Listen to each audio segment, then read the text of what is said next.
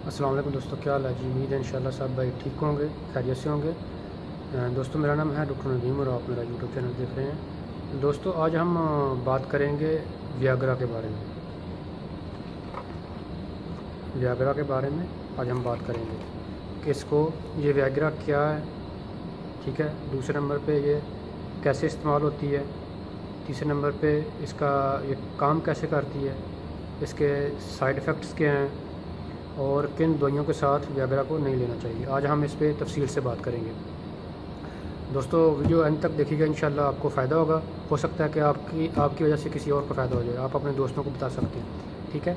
तो आज हम वियाग्रा पे कंप्लीट इसका रिव्यू करेंगे कि ये क्या है और कैसे खाने चाहिए और किन सूरतों में नहीं खानी चाहिए, ठीक है। जो वियाग्रा है, इसका जो केमिकल फार्मूला है, जिसका केमिकल फार्मूला है वो है सिल्डेनाफिल। ये 50 मिलीग्राम में आती है और 100 मिलीग्राम में आती है, ठीक है। ये उन लोगों के लिए होती है जिनमें इरेक्टाइल डिसफंक्शन होता है, या फिर जिसे हम कहते हैं कि आम ज़ुबान में कि जिनसी ख्वाहिश नहीं होती या जिनसी उज़्व में सख्ती नहीं आती, ये उनके लिए। और ख़ास तौर पे जो लोग डायबिटीज़ का शिकार होते हैं, शुगर का मरीज़ होता है, उसके लिए थोड़ा मसला होता है। या फिर वो लोग जिनकी उम्र 35-40 साल से ज़्यादा जाती है, तो उनमें थोड़ा सा मसला जाता है। और ये नॉर्मल बात है, कोई भी बंदा ले सकता है, ठीक है।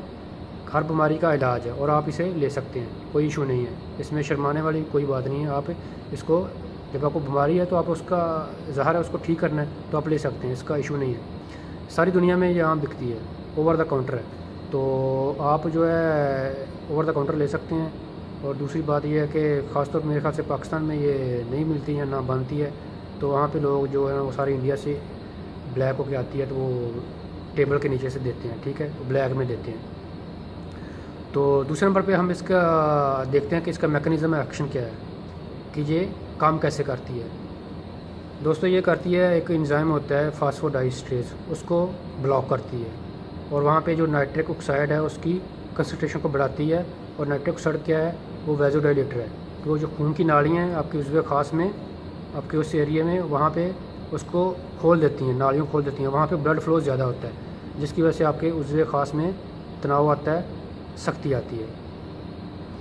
और तीसरे नंबर पे हम बात करते हैं कि इसकी डोज़ क्या है, इसको कैसे खाना चाहिए और किस तरह खाना चाहिए, ठीक है। इसकी जो डोज़ है, हमेशा लो डोज से स्टार्ट करनी चाहिए। पहले आप 50 को जमाएँ, 50 मिलीग्राम में जमाएँ। जो लोग 50 साल से नीचे हैं उनके लिए 50 डोज़ काफ़ी है। जो उम्र ज़्यादा हो जाती है या फिर जिनको शुगर है, उनके लिए डोज़ हाई चाहिए होती है। लेकिन अदरवाइज़ ये 50 जो है वो नॉर्मल डोज़ है, आप इसको इस्तेमाल करें। अब हाई डोज़ पे ना जाएं, आप 50 इस्तेमाल करें। और आपने इसको लेना है, या तो आप खाली पेट ले लें या फिर आप हल्की ग़िज़ा खाएँ, थोड़ी ग़िज़ा खाएँ। और इसको खाना है, जो फैटी फूड है उसके साथ नहीं आपने खाना है, जिसमें ऑयल ज़्यादा है या फिर जैसे दूध है, आपने उसके साथ नहीं लेना। क्योंकि फिर आपकी जो इसकी जिस्म में दाखिल होने की, ब्लड में जाने की जो रफ्तार है ना, अब्ज़ॉर्प्शन है, वो कम हो जाएगी। आपने इसको फैटी फूड के साथ नहीं लेना, या वो बलाई वाला दूध होता है उसके साथ आपने इसको नहीं लेना।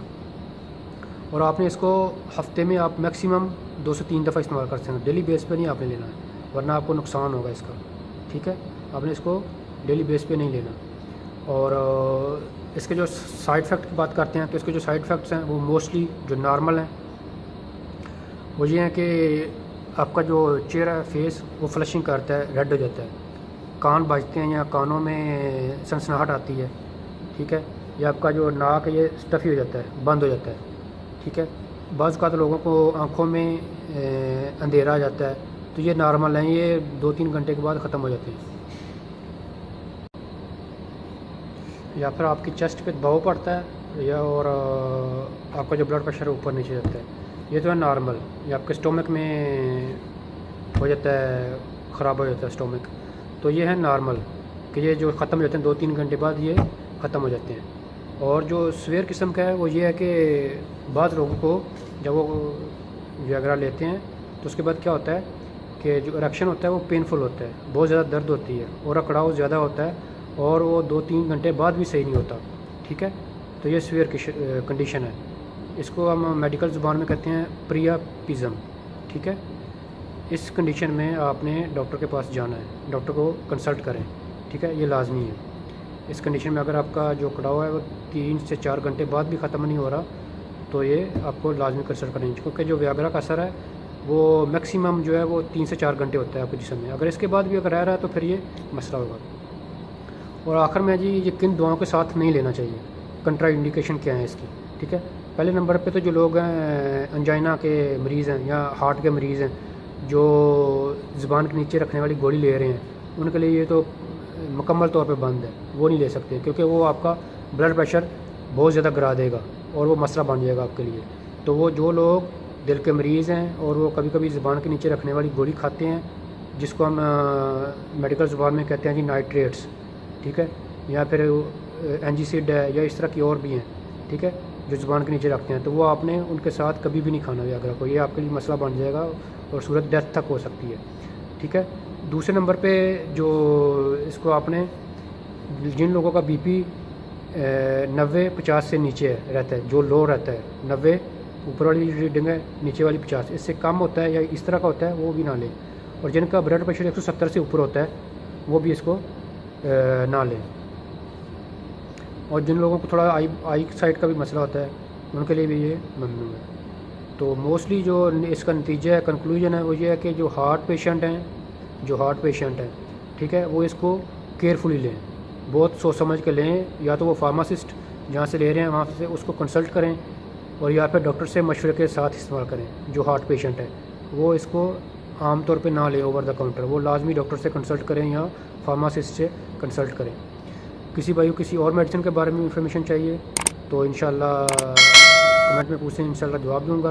आपका शुक्रिया। अल्लाह हाफ़िज़, अस्सलाम वालेकुम।